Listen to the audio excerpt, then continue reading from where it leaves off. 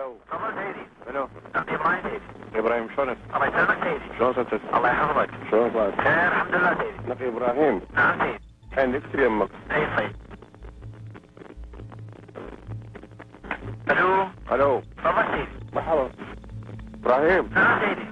لك ابراهيم. وياك سيدي. With this track record, Iraqi denials of supporting terrorism take their place alongside the other Iraqi denials of weapons of mass destruction. It is all a web of lies. I want you to listen to me. I'm going to say this again. I did not have sexual relations with that woman, Miss Lewinsky. I never told anybody to lie, not a single time, never. Those who are willing to look at it fully, fairly, and objectively, the evidence will be persuasive and, I hope, conclusive. German radio has just announced that Hitler is dead.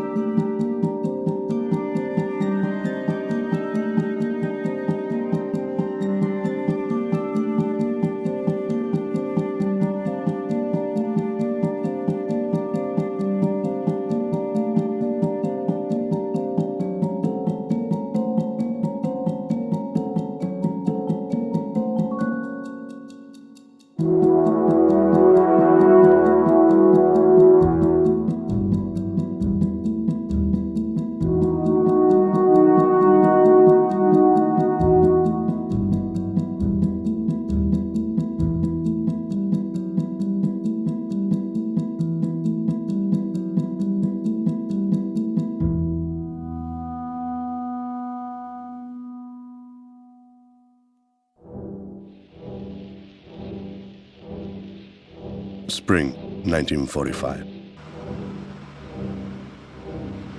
Special units are established by the Allied Command.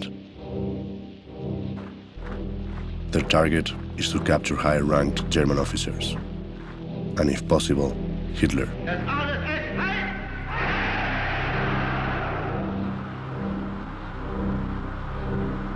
The operation goes by the code name Rebecca.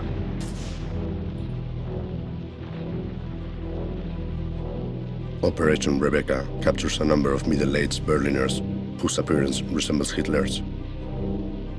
If their papers are in order, they are released. If not, they are sent to a special detention area, Camp Rebecca, where they are imprisoned until their identity can be confirmed. Deutschland ist nun erwacht.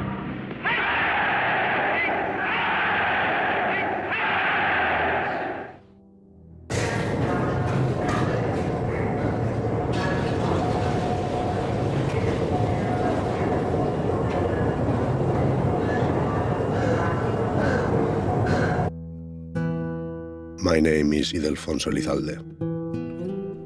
I'm a documentary filmmaker. But this film is not about me. It's about my friend Skule-Geir Antonsen. and what happened to him. Me and Skule were roommates when we studied together at film school. Skule went on to become a scientist and an expert in human line patterns.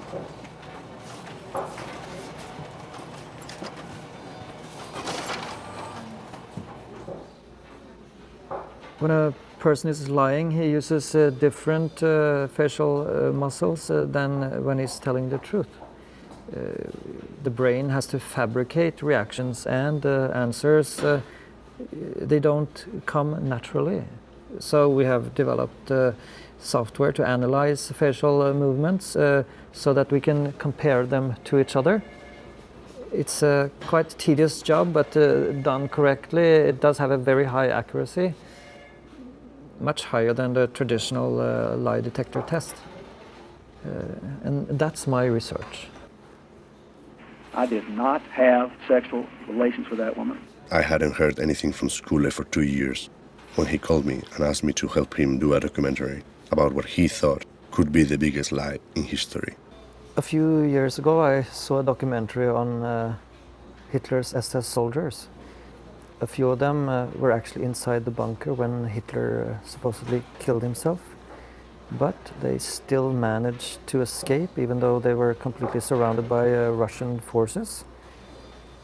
I was struck by the absolute lack of remorse that these men showed. They had fought for Hitler, but still to this day thought they had done the right thing. But what really caught my attention was their reactions to questions about Hitler's suicide. Let's just watch this. Ich gehörte zur Leibwache Hitlers während seiner letzten Tage im Bunker. Wir waren 12 damals, die für seine persönliche Sicherheit verantwortlich waren. Hitler und Eva Braun hatten gerade geheiratet und wir waren eigentlich ganz fröhlich. Alle wollten bei Hitler bleiben. Als Hitler sich dann erschoss, entstand ein großes Chaos und dabei konnte ich entkommen. Versuchte Hitler überhaupt zu fliehen? Berlin zu verlassen und sich zu verstecken? Nein. Hören Sie mal, Hitler. Die Leute hätten ihn sofort erkannt. Today we can analyze a suspect's facial muscles while answering questions. A natural smile, for instance, uses different muscles than a forced or rehearsed smile. Let's watch the SS man in slow motion. Versuchte Hitler überhaupt zu fliehen? Berlin zu verlassen und sich zu verstecken? Nein.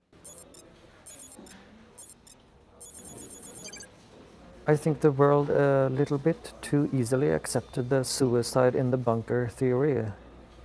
I mean, considering the complete lack of evidence. The SS bodyguards, the eyewitnesses and all of them, none of them were likely to be impartial. Es gibt aber keine Beweise, dass Hitler sich selbst erschossen hat. Ich war da. Hitler hat sich selbst erschossen. Ein paar von uns gelang es zu entkommen. Aber Hitler? Nein. Er war tot. When it comes to questions about Hitler's suicide, this man is clearly not telling the truth. He is lying, and so are most of the men in this documentary. Whatever happened to Adolf Hitler, he did not die in the bunker.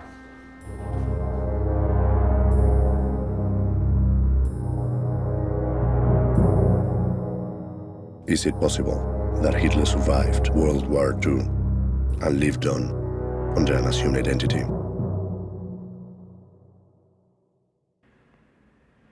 But most experts do not support Skule's theory. Когда мы спустились в бункер, там было 2 трупа.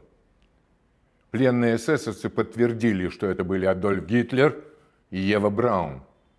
Почему мы должны сомневаться? Before I started to help Skule with his film, I was in Moscow filming an interview with former head of the Russian Secret Service. I asked him about Hitler's suicide and Skule's theory. Этот человек Skule. Все это его сплошные фантазии. Он может расследовать сколько угодно, но никогда ничего не найдет. Гитлер умер в бункере. Точка.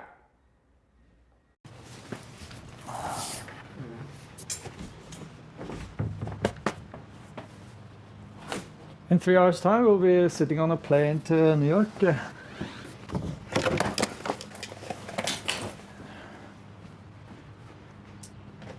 The University of Gothenburg has accepted my request for a sabbatical.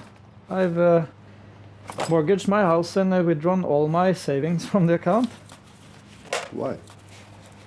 You see, I've always been obsessed by the concept of truth and lies. It's very important to me. My research is about uncovering the truth. As a matter of fact, I've never told a lie all my life. Really? Never? No, never. Some people in here might feel these scars from World War II. Greta Harbarle is an acclaimed German historian and an expert on World War II. She had found new evidence regarding one of the Rebecca prisoners named Adolf Munzenhauser and wanted to meet us in New York. Thank you all for listening.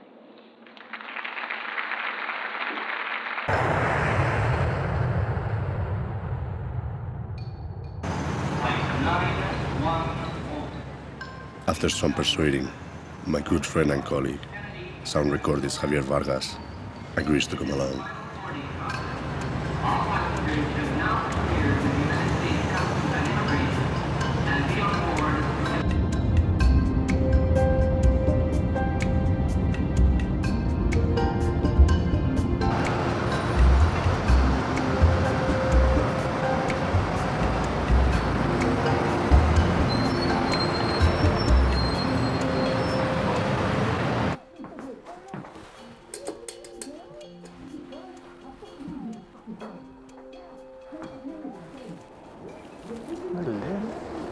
Rent og pent for å være såpass rimelig.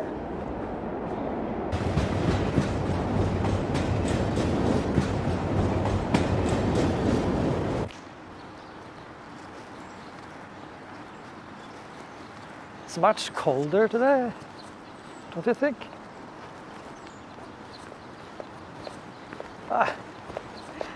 Greta! Skule! Wunderbar, endlich ja, so in Treffen. Ja, das ist fantastisch. Das ist super, wie finde ich. geht's? Danke, ist ja gut. Nach all den Jahren, wir treffen wir uns. Das ist wunderschön. Das freut mich, ja. Das hier ist ein sehr schönes Stadt, finden Sie nicht? Ja, waren Sie noch nicht hier? Nein, ich bin noch nie in Amerika gewesen. So. Allied set up detention areas here, here und hier. Operation Rebecca. Right. Hitler was still a very popular man, even at the end of the war. A lot of men grew his mustache, for example, so the Allied forces detained dozens of people in and around Berlin who looked just like Hitler. By autumn 1945, there were only 13 men left. They were transferred to a camp in the Nevada desert. That was Camp Rebecca.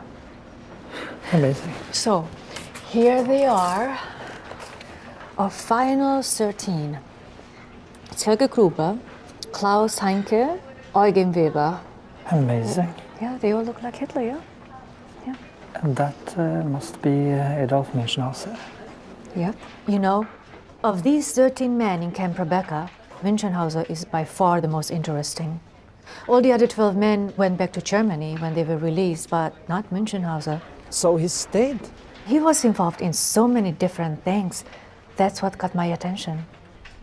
Greta gives us a list of people that had been in contact with Münchenhauser.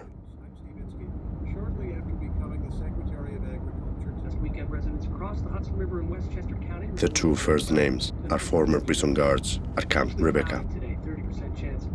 What do you remember about the prisoners? The prisoners, well, I can tell you one thing, they all looked alike. They all had that, you know, they weren't allowed to shave it. I guess because the OSS, they wanted them to look exactly like the look when they just came into the prison. Do you remember anything about a prisoner called Adolf Münchenhauser? He was very quiet, very quiet. He didn't say too much, kept himself. Didn't talk to anybody. I remember Munchausen very, very well. Yes, he was always in the background. Quiet, but yet he was reading everything he could lay his hands on. Magazines, books. He was keenly interested in American culture. How did Munchausen react when he was told that he was going to be released?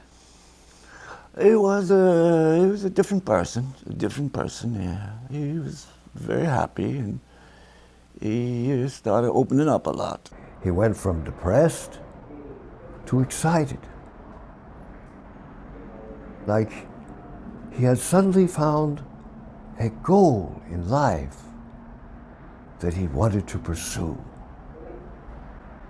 After his release from prison, Munchausen moved to Connecticut, where he rented a room with the Richmond family. And he had a strange way about him that he could adapt to people around him. Yes, I remember that. How did you get to know Munchausen? Well, he was renting a room in our parents' house for about 6 months. And how? What was he like, Munchausen? Well, he's warm. Nice. Nice. Yeah. Well behaved? Yeah, like an uncle. He didn't speak English very well, but in time it did improve. I remember that Dad found it very interesting that he never ate meat. No. Mm-mm. But I guess he was ahead of his time because he was a vegetarian. Yes. Beans. Sauerkraut. Lettuce. And dairy products? No. Yeah, I don't remember that. No. And why do you think he didn't eat meat? Because he was a vegetarian. Then there was this incident with a neighbor. Once we were invited to the family next door to celebrate Hanukkah, and he got into an argument with someone, and he got hit pretty hard in the face with, I think it was a metal candle holder. Yes. He left shortly after and moved to New York. I think my mother told us he went to some hospital for treatment.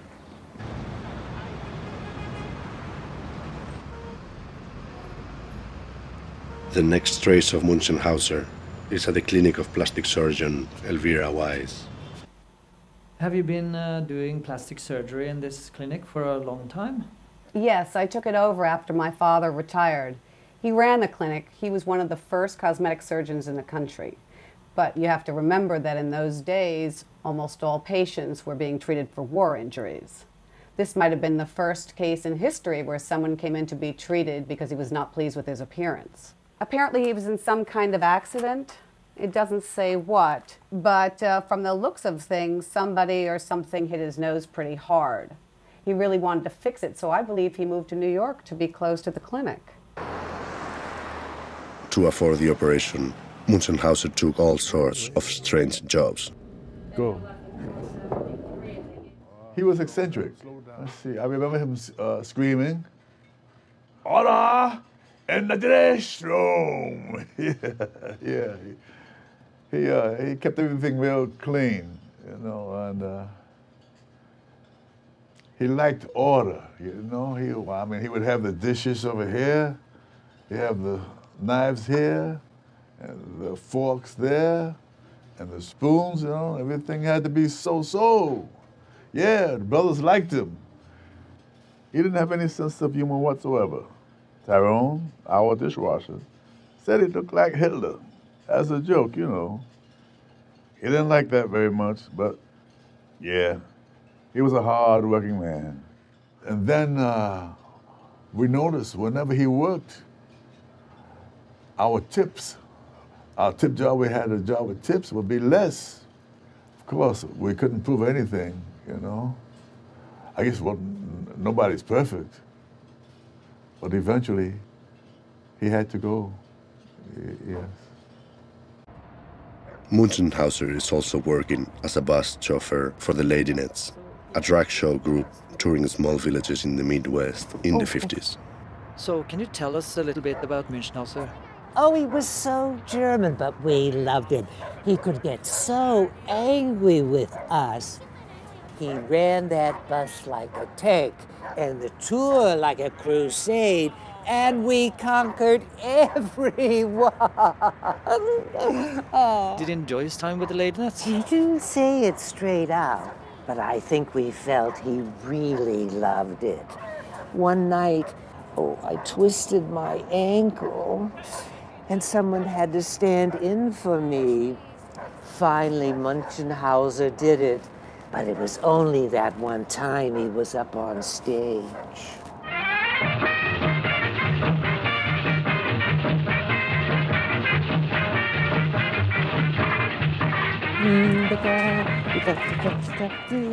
The steps that Munzenhauser choreographed for the Ladynets resemble the dance Hitler performed on private occasions.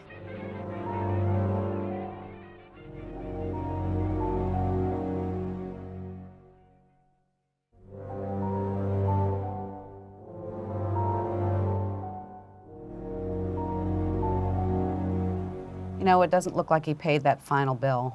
It was sort of a big amount. There's a stamp here. It's a logo of a company, but I can't make out the name. I can see here it was signed by somebody called Friedrich von Essen. And how much did the operation cost? It was a very difficult and expensive operation, but from what I understand, he was pleased with the result. German United was a German social club founded in New York in 1946. Friedrich von Essen was the bookkeeper. All members of German United had come to New York through Operation Paperclip, the secret operation bringing Nazi rocket scientists and intelligence officers to the US. Hello? Greta? Skule, how are you? Are you making progress? Yes, it's going great. Did you find anything more about German United? It's really hard to get any information about Operation Paperclip or these people. I mean, it was a secret operation. When I finally reached somebody at German United, they said that it's a private organization and they don't need to answer any questions.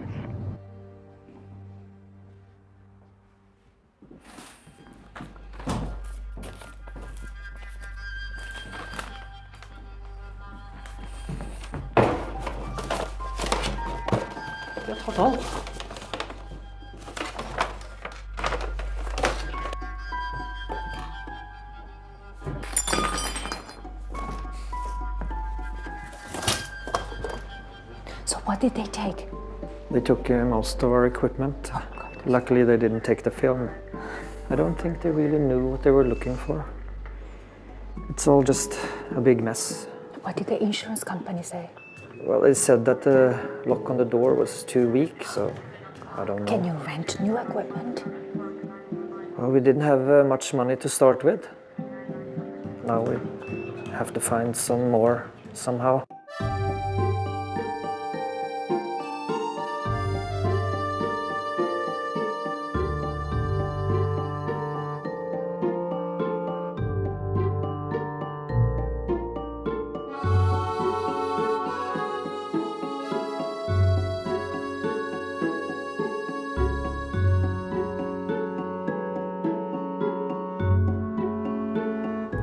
I've analyzed interviews with people that were actually inside the bunker when Hitler supposedly killed himself, and I'm certain that they're lying.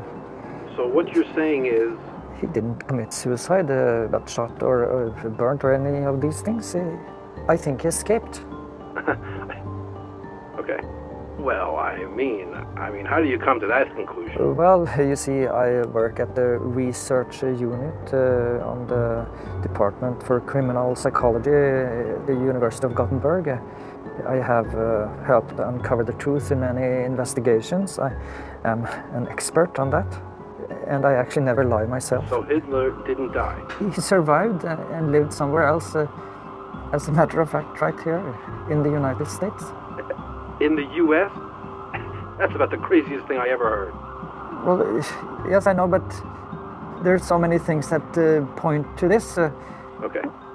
So, could I perhaps send you some of my latest research? What are we talking about here? I'm looking for additional funding. Right. I saw your documentary on Bigfoot and I was very intrigued. Oh, you saw that, yeah? That came out good. Well, actually, we never found anything, so we had to make those footprints ourselves. So that was fake? Yeah. Listen, I'll give you 15 minutes. Come by the office on Monday about 9:30, okay? 9:30 Monday morning? Yeah. Thank you very much. Yeah, sure. I'll be there.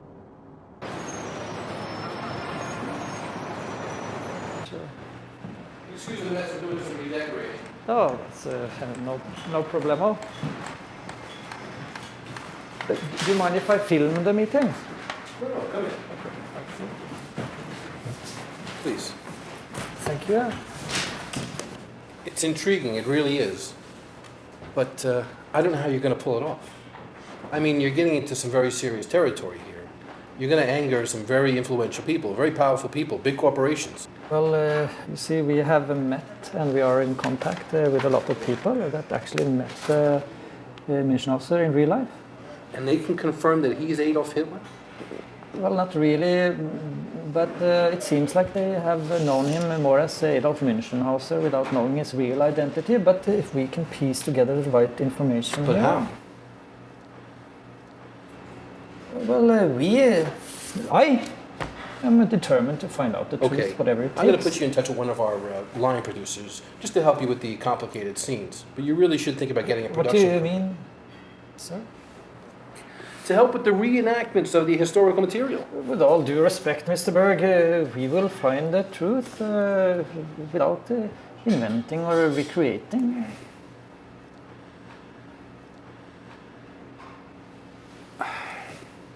All right. We'll do this on a monthly basis. I'll get you started, get you up off the ground, but in 4 weeks you'll be back in this office, and you better have something good to show me. Oh, yes, I will. You won't be disappointed. I hope not. Thank you very much. Linda will get your information on the way out. Oh, okay. Thank you. To Linda. Yes. Thank you very much, Mr. Berg. Have a good day. Just a little bit, please. So, tell me, how did it go? Well, we have a deal. Super. Congratulations. Well, it's a tryout deal, I guess you could call it. I thought I'd lost him there for a while, but then I had to tell him straight that if we don't share the same vision, this project is not going to turn out good at all. So what's next? The McCarthy incident? That's right. And you met someone that investigated this? I have a name for you. That's super great. Greta puts us in contact with former CIA agent Arthur McAllister, who has been investigating Münchenhauser.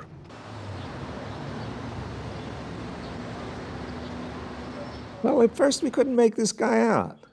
He was strange. He was a former German war prisoner, comes to the U.S., ekes out a living by doing strange jobs, and then suddenly he appears on McCarthy's payroll.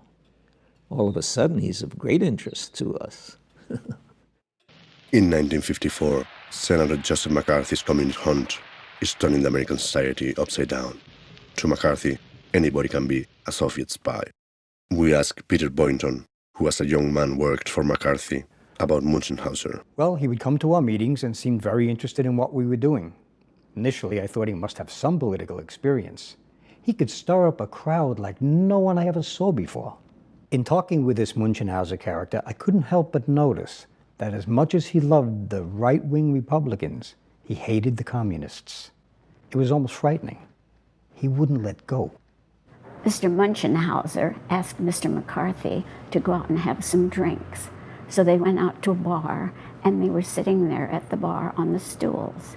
And they drank, and then Mr. Münchenhauser got drunk and fell off a stool. And Mr. McCarthy bent down to pick him up. And Mr. Munchenhauser got mad and punched Mr. McCarthy in the face, and Mr. McCarthy lost a tooth. It was as if Munchenhauser was calling the shots, telling others what to do. It was like they were trying to frighten the public so that McCarthy could run for president. It was really frightening.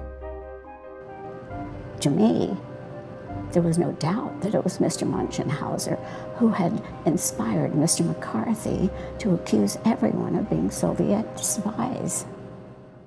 One communist among the American advisors at Yalta was one communist too many.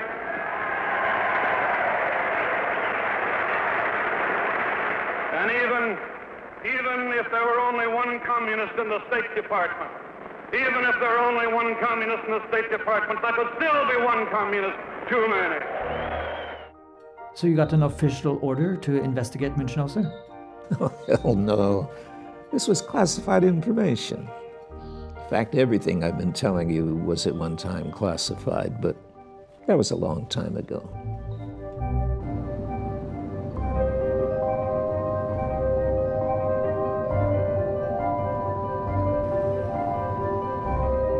Although we have spoken to a lot of people that have met Munchenhauser, we haven't been able to locate Friedrich von Essen that had paid Munchenhauser's surgery.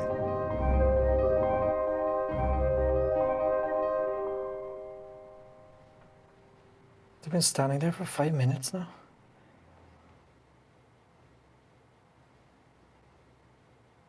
Shit.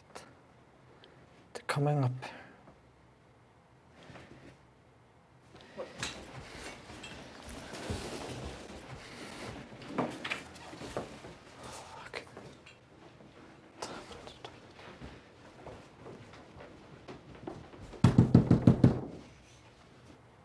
Department of Immigration.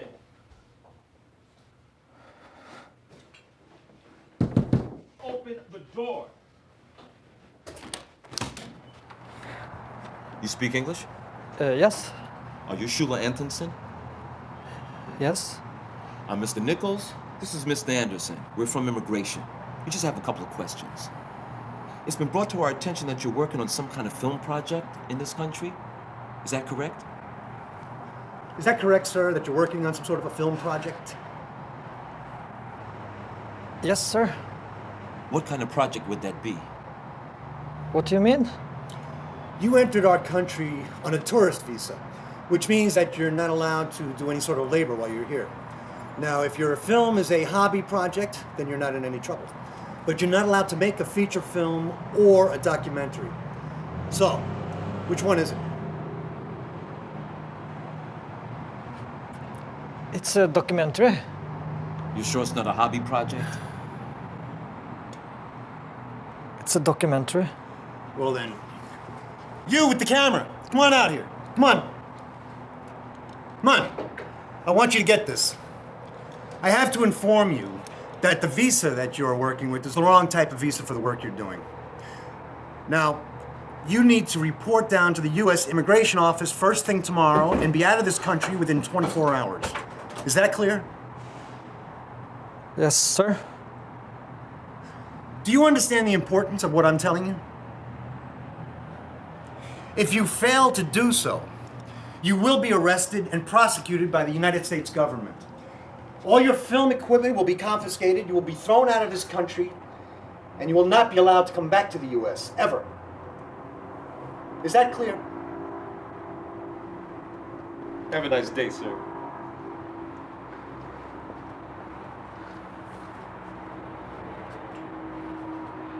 Fy fan.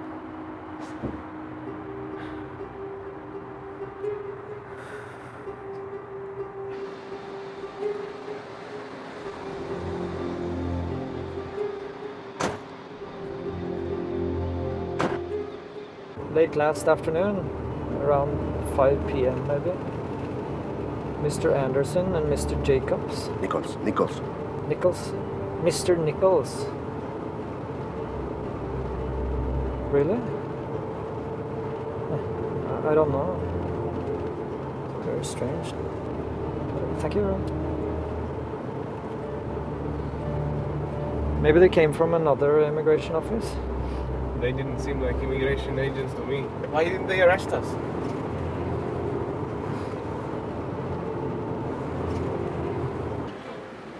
So they never heard of them?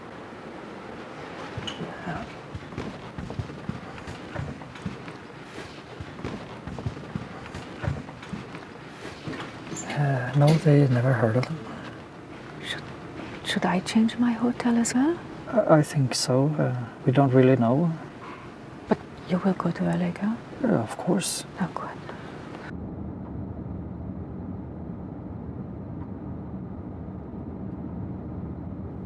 Esto es un documental, tío. Yo estoy rodando, no soy su secretaria.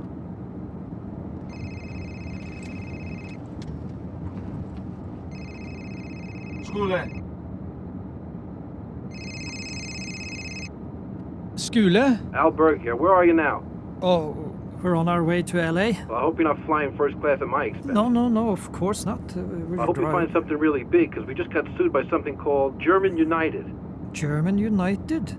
They contacted you? Oh, yeah. They claim we're making this documentary to spread false rumors about their Nazi past. But that's completely crazy. I just found out about them. Well, our legal department can store them for a couple of days. You better come up with something really strong that sells. We are losing money fast. I'll get you something. Just make it happen. Basically, it's I'm a celebrity, get me out of here. That's us for the next 3 days. Yeah, great. So we gotta eat tarantulas to satisfy the crowd here. If there's two... It is well known that Hitler loved movies and often had private screenings of the latest American blockbusters. Greta suspected that if Munchausen really was Hitler, we would find traces of him in Hollywood. This is a lovely studio you have here, and I understand it was founded by your father? Yeah, my dad and his partner Leo Goldstein ran it. They were among the more successful script consultants in the business. It was the early 50s, the war was over, the town was booming, and the business was just going through the roof. And how did they get in contact with Adolf Munchausen? Well, he called them. He presented himself as a screenwriter. So they actually met him? Oh, certainly. I mean, he was so unique, so interesting, my father had to meet him. See, the usual screenwriter that came knocking at the door was a 20-year-old wannabe. He was a mature man. He was 60, and he had worked as a speechwriter.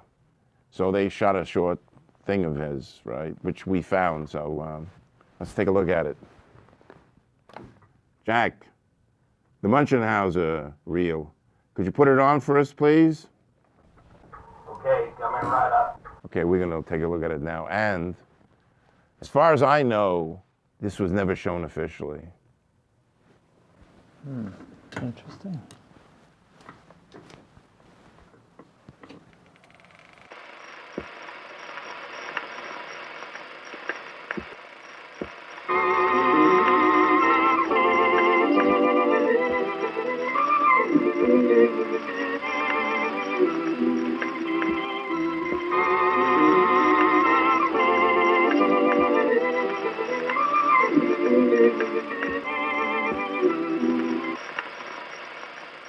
Crazy, don't you believe anything I tell you? Great. That little blonde secretary from the office. Now, look, you've got Lorraine all wrong. I just want to know what you've been doing lately. Because you were in a couple of plays once doesn't mean that you have to dramatize everything. Well, your dinner's in the garbage can. Maybe your girlfriend will feed you. I won't. What is it to you? I'm the headmaster, girl. Since I met you, I can think of no one else. I guess a guy has to have a car to impress a girl like you. I don't like you taking it out on Laura because you were mad at me. I never get to do anything the other kids do. I'm sick of you following me around. Well, that was some interesting piece of film. Did anyone see this? In the business? My dad liked to screen it for friends and colleagues at parties. Other than that, no. Munchausen had written 30 episodes, turned it over to my dad, but they never aired it. So one could actually say that Adolf Munchausen invented soap opera? Well, I guess you could, but he definitely was one of the first. This seems to have been Munchausen's only attempt as a director.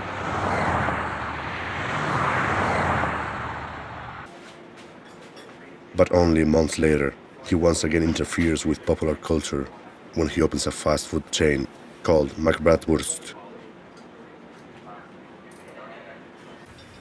Oh, yeah. Everybody had to wear these Lederhosen. Talk with a German accent. I don't even want to go back to that part of my life again. I'm trying to forget it. I'll rent 2 burgers, medium. Get myself another job. I can't stand thinking about it now. Was it popular, the restaurant? Was the food good?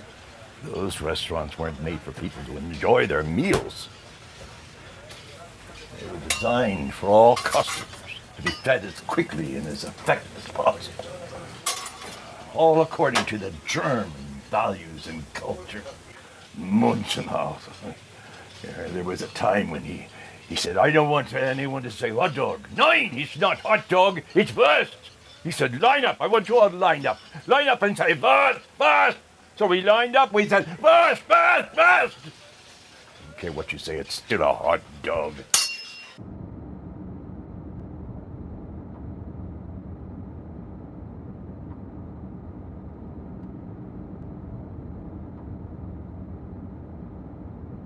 On the northbound Taconic near the Sawmill, which is clear. It's still have an accident on 684 southbound at exit 2 in... We've made progress, but we still don't have any hard evidence that Münchenhauser really was Hitler. We need someone to come forward and identify him. There is a common denominator here, and I think it's time now for us to present our material to Mr. Berg. This is nothing. There are many leads here, Mr. Leads Berg. from what? McCarthy here clearly indicates that... Indicates my ass. You gotta bring me some juice. Do you understand? Some action. That's what people want. Not talking heads. Oh my God. We have to stick to the truth, The Mr. truth? People don't care about the truth. Who the fuck wants the truth? People can't handle the truth.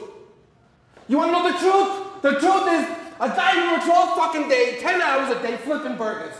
He comes home, the kids are fucking screaming and crying, the wife is pissed off, and he's looking for a little entertainment to divert him from all his misery. And that's where we come in. We give a little entertainment. There's a lot of people out there depending on us. And the entertainment, that attracts advertisement. And advertisement equals money. But Mr. Berg, this might be the biggest lie ever, and I think that the people deserve to know the truth, whether it's painful or not. Look at Mr. Truth Lover. No fucking story, no fucking money. Don't you understand? You gotta give me some fucking action. You gotta blow up a house. You gotta fucking blow up a car. You gotta have a fucking gunfight, something.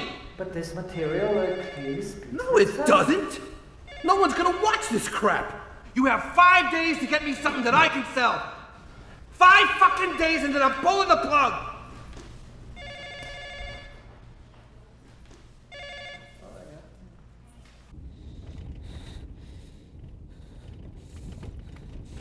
Fy fader!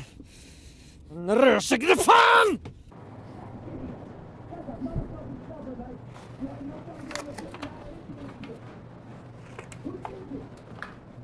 Did you find anything on Van Essen? No, not yet. And German United denies all links to Münchenhauser? Yes. They say they never heard of him. I think it's their logo we've been seeing. Yes, they seem to have been involved in almost everything we found so far. If we find Van Essen, we will find the truth about Münchenhauser. Yes, but we don't even know if he's alive. He Listen, don't call me on my cell again. I will call you, okay?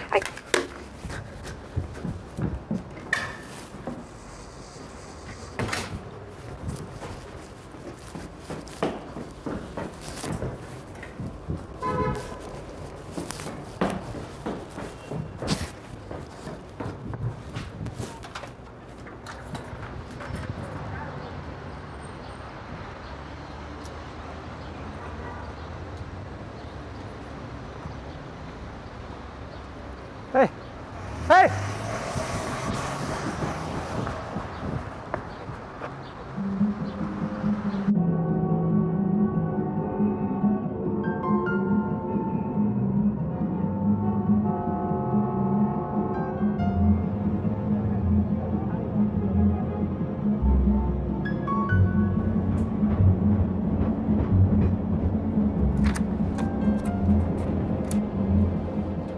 Skule goes through the bookkeeping of German United and finds a personal receipt signed by Friedrich von Essen. Through the credit card number, he locates an address that might lead us to his residence. Yeah, this is it, I think.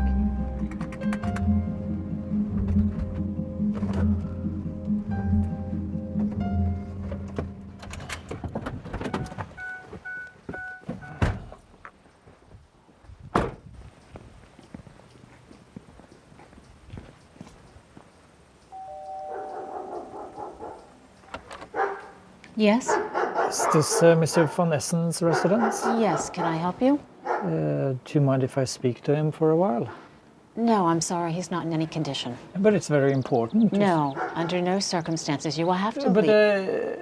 you see, it's of great importance that I speak to him. I'm sorry, I'm going to have to ask you to leave. All right? Okay. Thank you very much for your kind help.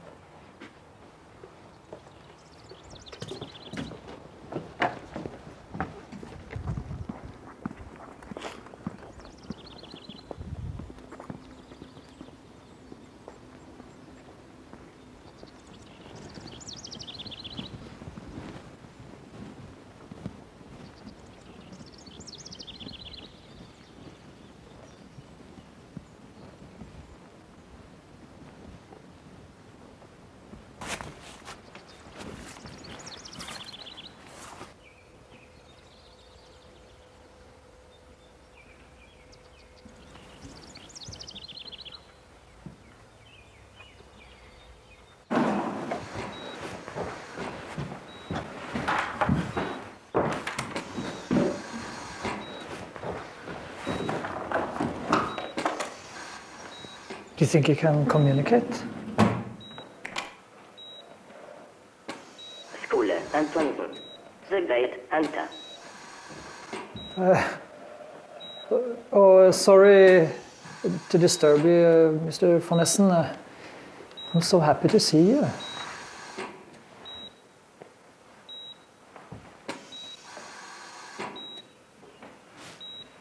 Left eye brown, itching. Left eye brown, itching. Of course. Like this?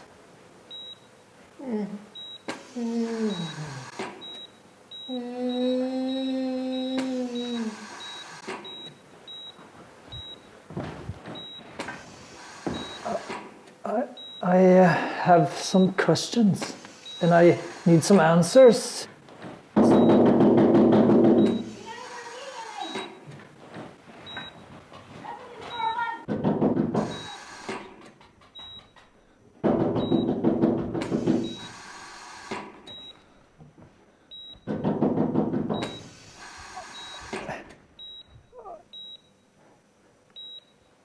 Do you know why I'm here? Do you know what I want?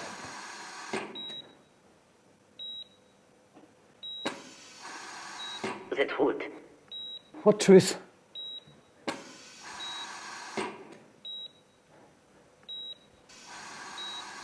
About Munchausen. Was Adolf Münchenhauser really Adolf Hitler? Was... Go to hell. I need proof! I want the truth, man!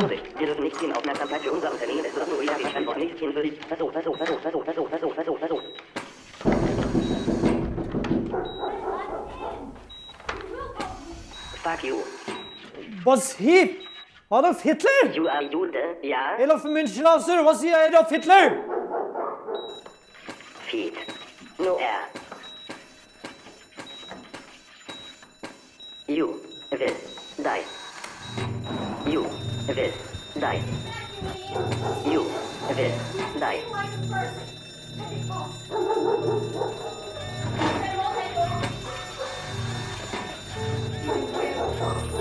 Charging 200. Ready. Clear. Skule-Geir, vamos. Okay, let's go again. Let's go. 300. Ready. Clear.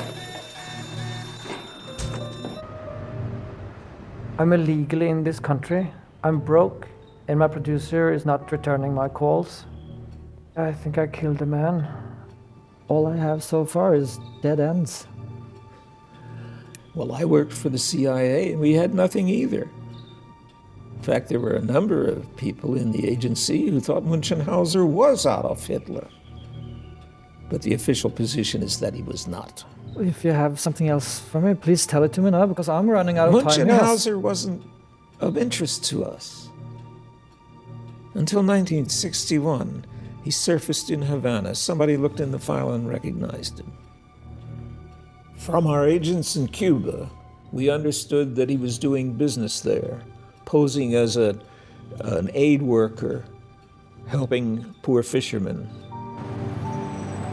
Álvaro Jiménez is a defector from the Cuban Secret Service. Cuando los americanos comenzaron a analizar la foto que habían tomado con los aviones espías U-2, no sabían lo que iban a provocar un malentendido. With the Cuban crisis in 1961, the world comes on the verge of full-scale nuclear war. La foto que aparecía ahí no eran misiles, era basura de ese loco, de Munhausen. Shall be the policy of this nation to regard any nuclear missile launched from Cuba against any nation in the Western Hemisphere as an attack by the Soviet Union on the United States, requiring a full retaliatory response upon the Soviet Union. Khrushchev trató de explicarle a Kennedy, ¿entienden? Que era la basura de ese viejo loco. Pero Yankee se enfadó tanto que lo cogió como una cosa personal y comenzó con insultos a gritarle Khrushchev, mentiroso, comunista, liar. Lo tomó algo así, como algo personal, tú sabes. Verdaderamente, ya cuando tratamos de arrestarle al Munhausen, se había escapado. Eso fue una cosa locura, una cosa crazy. Qué barbaridad, por poco comienza la Tercera Guerra Mundial. Che, cuando vio esa confusión, le dijo a Khrushchev que le enviara los misiles por la rampa de lanzamiento. Fidel nos dijo que eso era así, porque de otra manera el ejército cubano y la revolución se iba a ver en ridículo ante el occidente.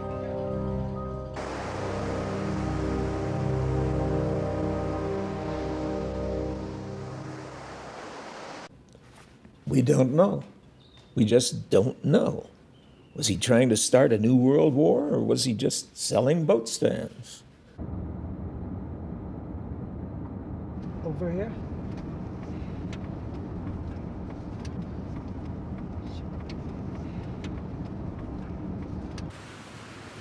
Hello? Greta! Skule, I can't... There's no breakthrough yet, but McAllister confirms that people in the CIA thought that Munchausen was Hitler. I'm sorry, Skule, but I have to leave. I'm going back to Germany. I can't explain now. Are you all right? Do you have time to meet? My flight is leaving. Listen to me. Joe Jackson, old mayor of Bismarck. Find him.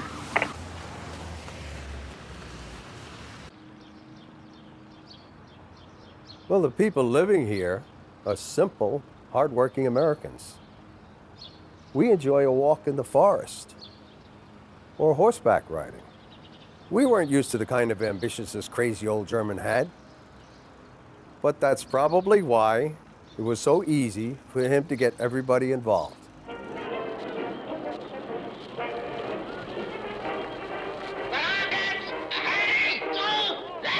Munchausen persuades the mayor and other officials of Bismarck that the small town and their community of craftsmen and farmers have a chance of winning the space race, something that would make them world famous. With their support, he initiates the building of their own rocket, the Bismarck Glory. How can anyone think that they could reach the moon with such a crappy vehicle? Well, it sounds totally crazy afterward, but you have to understand it. Nobody had been to the moon before we started. We didn't believe that Kennedy and those lazy liberals in Florida could make it. At the same time as Munchausen's rocket construction enters its final phase, one of NASA's German rocket scientists, Günther Gehlen, disappears. Günther Gehlen and Werner von Braun built the V-2 rocket for the Third Reich. Do you know about Prescott Bush, George W. Bush's grandfather? Didn't he have a lot of contacts with the Nazi Party? Yes, indeed, and he brought over some of the engineers who made the rockets. One of them was Gunther Galen. But it wasn't in the interest of the government or NASA that their existence even be known to the public, so it was covered up. Munchausen had a way of encouraging the crowd to believe anything, and I was one of them. I thought we had a fair chance of making it. Up until the day that we almost launched it. Well, The twins, Peter and Jim Hennings, were chosen as astronauts. Well, I couldn't sleep the night before we were supposed to fly to the moon. I got up, think I had a sandwich. I still couldn't sleep. Well, that's kind of normal, isn't it? I mean, going into space and all. Kind of makes you think. Well, anyway, I took a walk down to the rocket to make sure everything was all right. Checking up our gear, making sure everything was in place. Enough beans to eat for the trip. And enough air in the tanks. There's not supposed to be any air out there in space, you know. Or beans. Well, it was kind of embarrassing. It still is. Makes you feel kind of stupid. Yeah.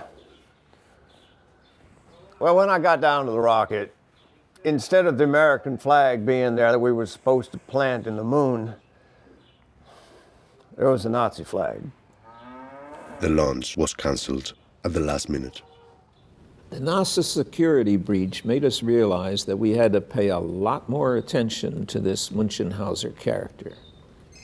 Excuse The agency has never had a... Hang on for a little bit. Excuse me, I forgot about this. Hello?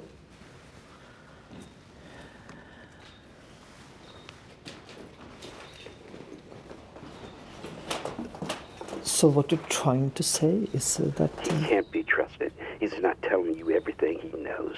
But so far he's provided us with very valuable information. He's been at this game a long time. Too long. Information can be twisted, distorted. And why would I trust you? Your choice. But in this business, you never retire. Not me, not McAllister. He has taken orders from the top. By whom? Look, he's going to put you in contact with someone. If he does, this is a trap. Don't go there.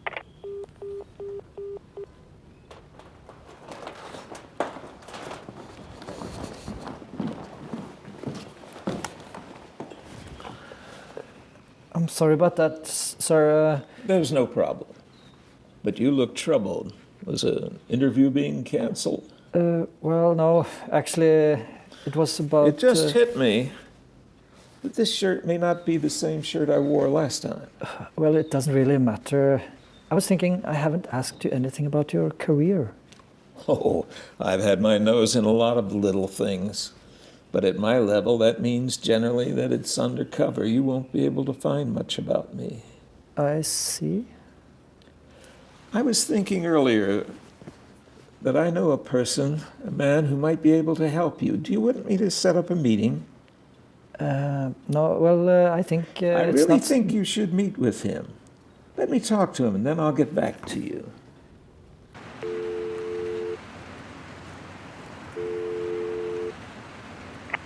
Berg. Mr. Berg, finally. Skule. I think McAllister knows Skule, the it's truth. over. I can't support you anymore. What? As a matter of fact, my legal department has forbidden me to even talk But to I you. think McAllister knows the truth, but he's hiding it for some reason. Maybe it's because... You're on your own. But we're so close. We just need Don't ever to... call me here again.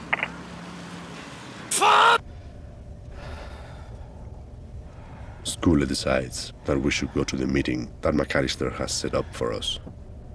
Ay, mierda. We're going to get killed.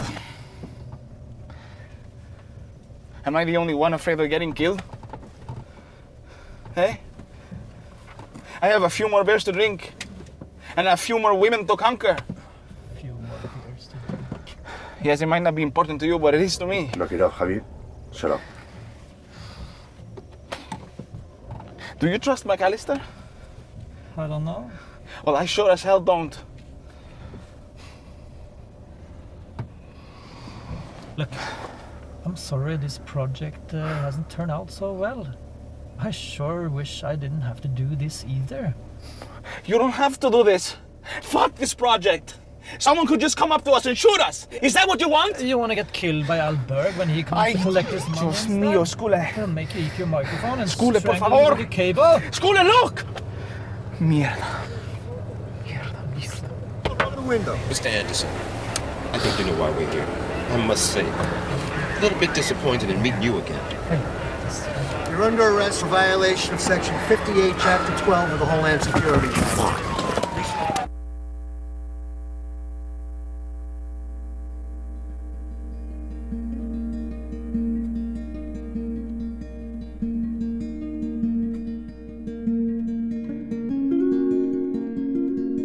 We are all thrown out of the country without the possibility to ever go back to the US.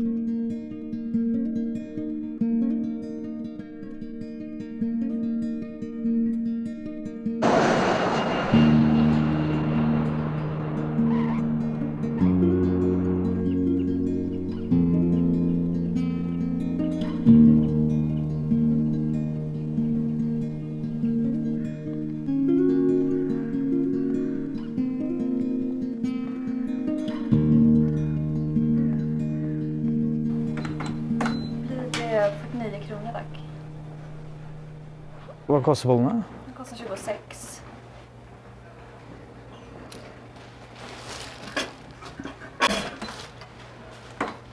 Då.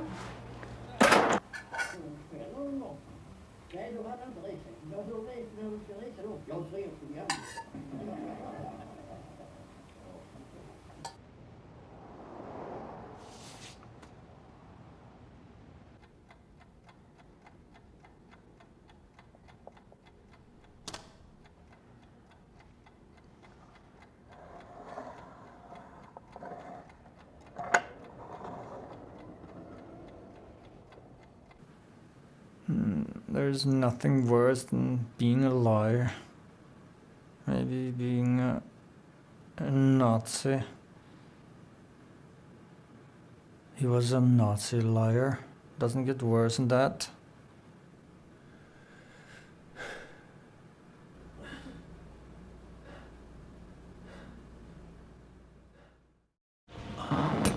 Tony is going to work, but telephone just called. It's the middle of the night. I never get to sleep. I'm tired. The same guy that called in the middle of the interview, I got the sound on tape, video camera. Okay, I'm back. I have something that will help you find what you're looking for, but you gotta meet me back here in New York. But I'm not allowed to come back to the United States. I'm sure you'll find a way. The question is, why would you trust me? Something like that? Well, I was right about McAllister, wasn't I? The truth has to be known, but my hands are tied. You were in the CIA too, weren't you? Look, let's just say I know McAllister. Now you gotta take this down. Sunday, 9 p.m., corner of 115th Street and 11th Avenue. Don't be late.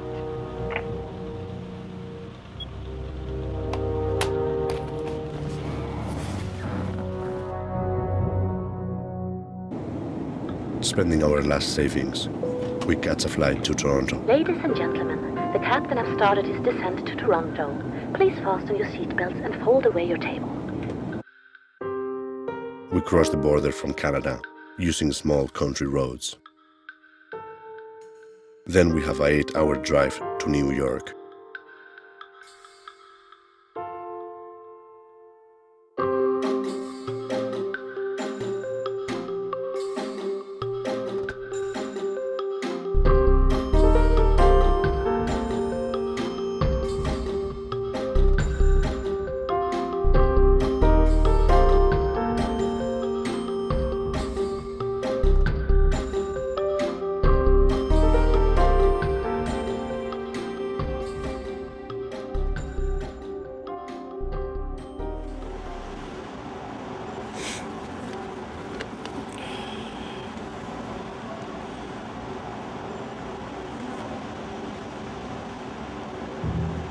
Okay, you're all set.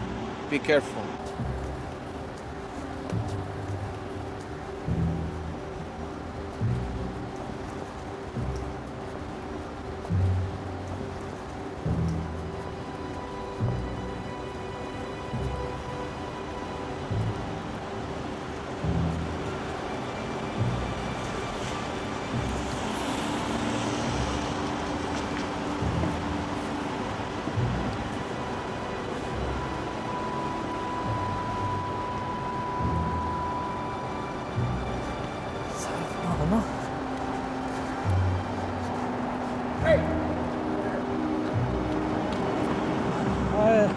Skule. No names.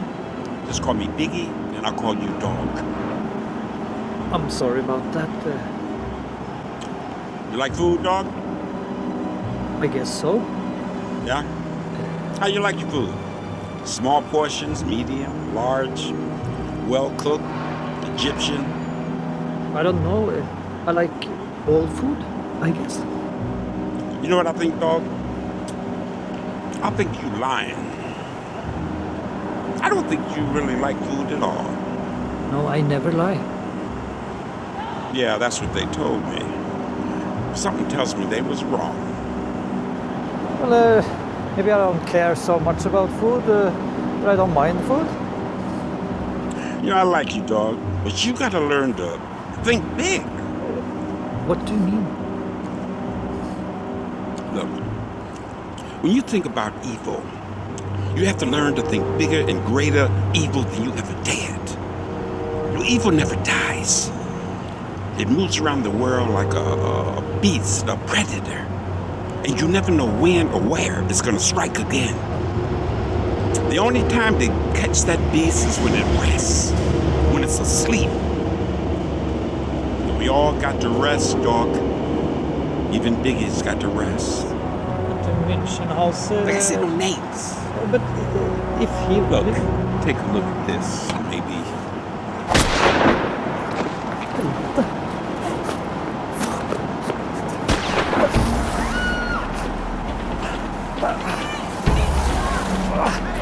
I have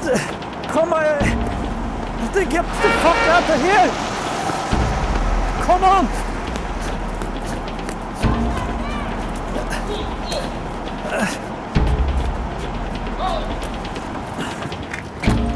Fucking shit. Is everyone okay? Somebody shot him! You shot him down? Skule, did you get hit? I har blodig.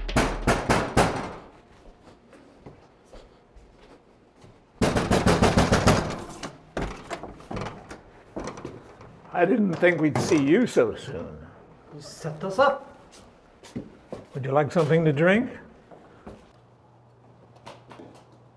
Those stories I gave you, where did they lead? Absolutely nowhere. But you got enough to write an article in some European magazine and forget about all this. I met with Biggie and he's dead.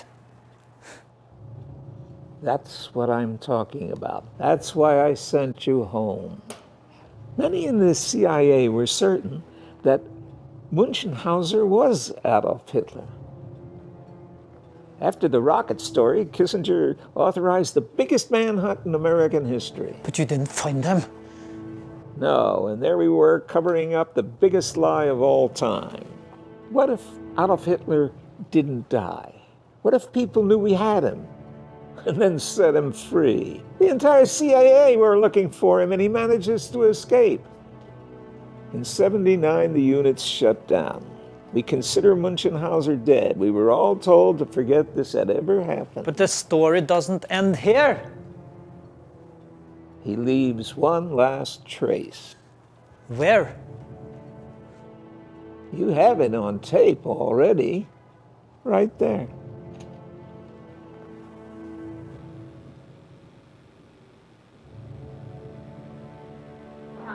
Well, let's go to Lucy Sakanawi. Lucy, you're outside what CryoPuch said was a medical storage facility, but the judge ruled was a funeral home. Yes, Angela, I'm standing outside this old factory at 282 Broadway in Brooklyn, where CryoPuch had their head office, a place where they stored what they called their patients, but what really are dead frozen humans. And where are the bodies now?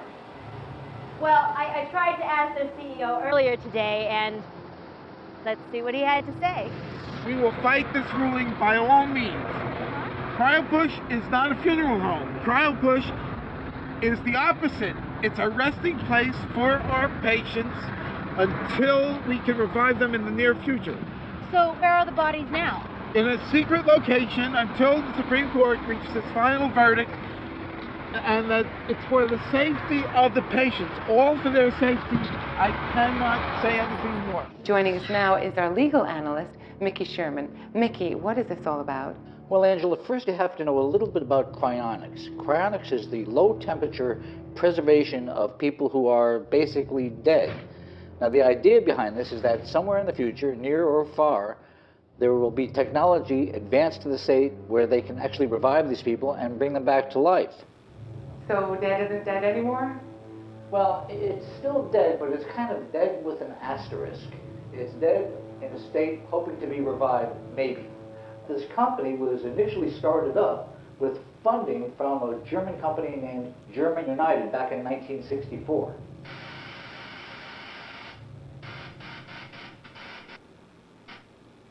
Probably pull over here. Yeah, I think.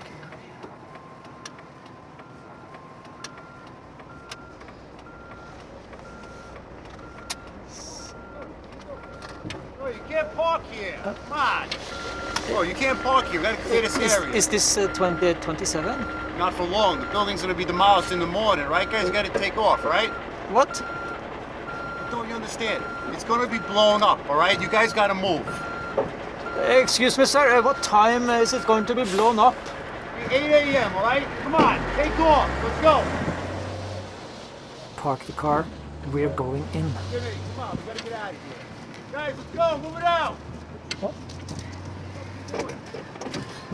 This is our only chance to find out where they are now.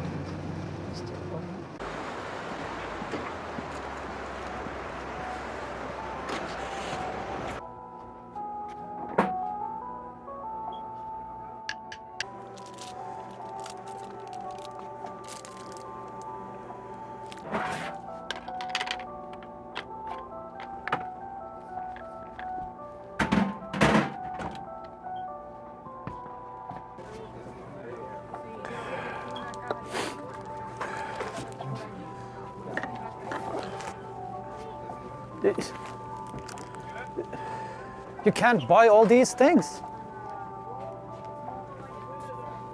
We don't have any money. What? The cutter is really expensive. And the gun was over $600. Fine. I guess I don't need any food when I'm dead. What gun? What the fuck is this gun you're talking about? How much time do we have left? Who has a gun? Less than 8 minutes. You're crazy. What do you think we'll find?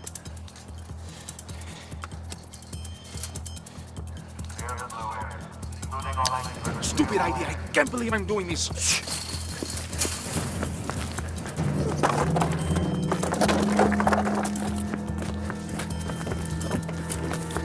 Is this Albert's idea? Quiet.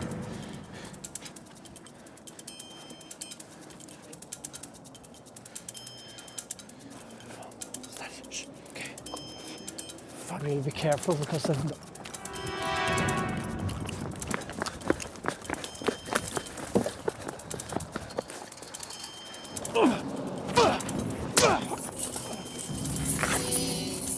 I'm so sorry. 5 minutes, demolition. 5 minutes. In the blue area.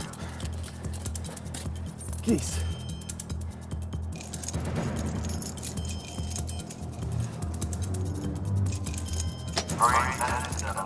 Clear ball here. 3 minutes demolition.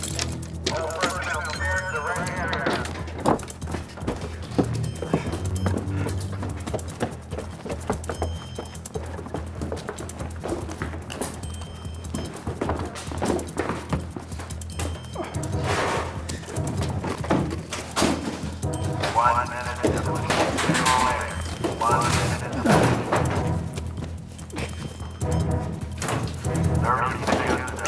Keep on looking!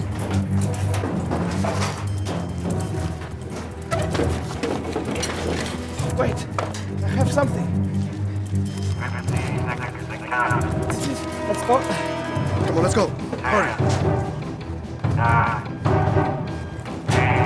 Skule, now! Skule, the other way. Left, left, left, left. 5. 4. 3. 2. This way! 1.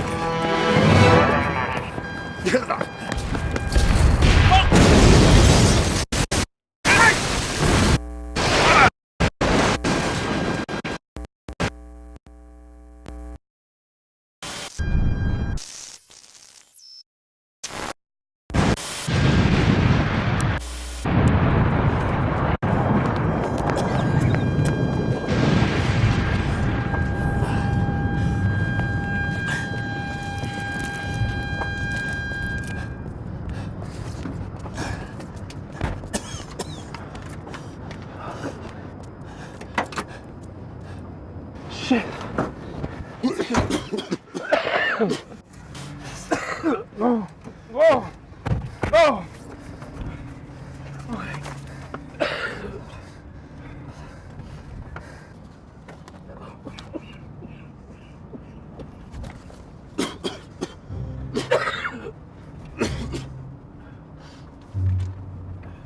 Keeping him alive.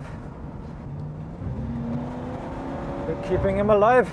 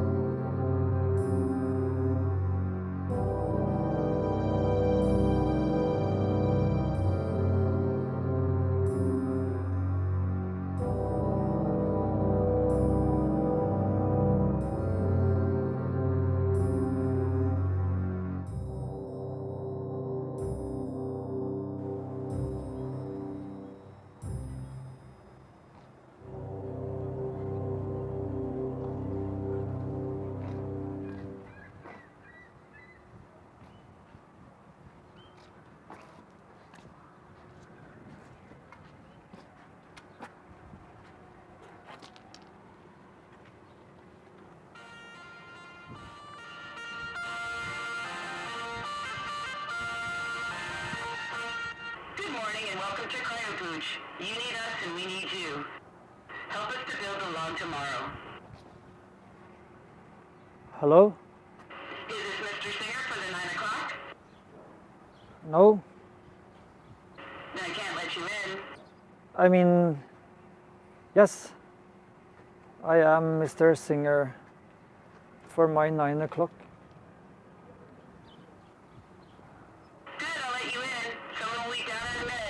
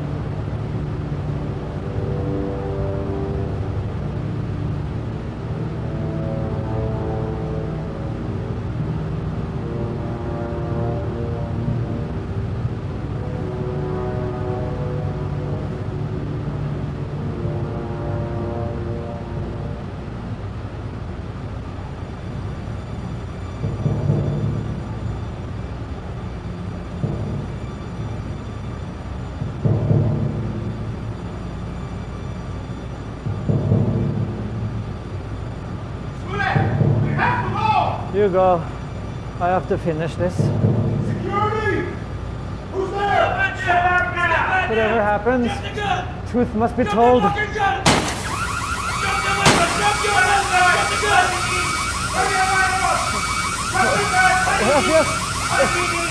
Hands behind your head! Hands behind your head! This is my last image of Skule. I can't decide if he's smiling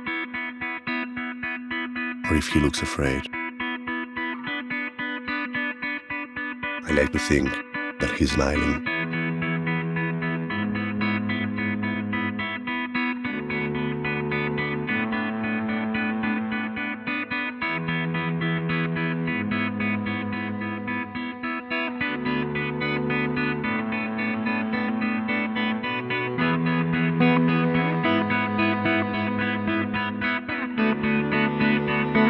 Me and Javier somehow managed to escape.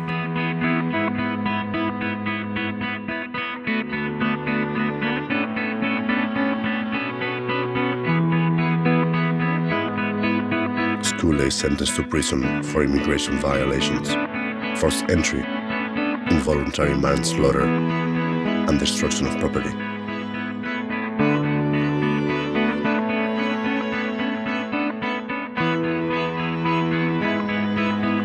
His release date is October 7th, 2228, with no chance of parole.